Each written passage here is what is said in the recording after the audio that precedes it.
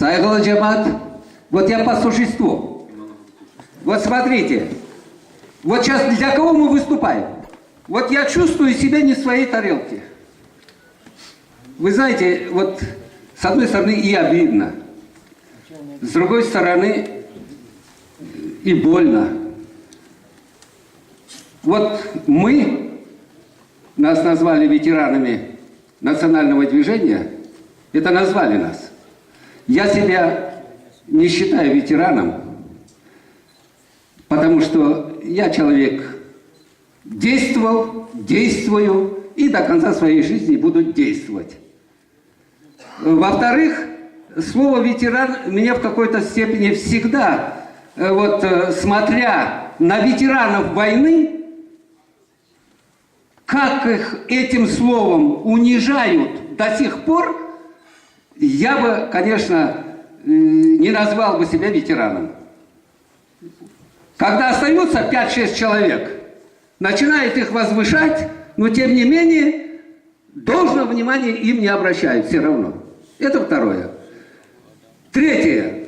Вот тут вот Гомер касался этого вопроса. Теперь здесь кто-то еще касался. Вот слово реабилитации, права. Я полностью солидарен с теми, кто здесь выступал. Ведь органы Комитета безопасности всех участников национального движения, активных участников национального движения, недаром прозвали автономистами.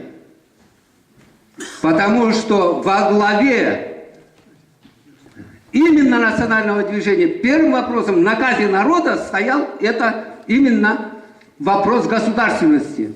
Восстановление Крымской автономной Советской Социалистической Республики. Вот что стояло. И поэтому я везде, и последние 20 лет со дня организования Хурултая, здесь много участников, делегатов бывших Хурултая, знают, что я один всегда выступал на Хурултае для того, чтобы ввести только в повестку дня вопрос государственности.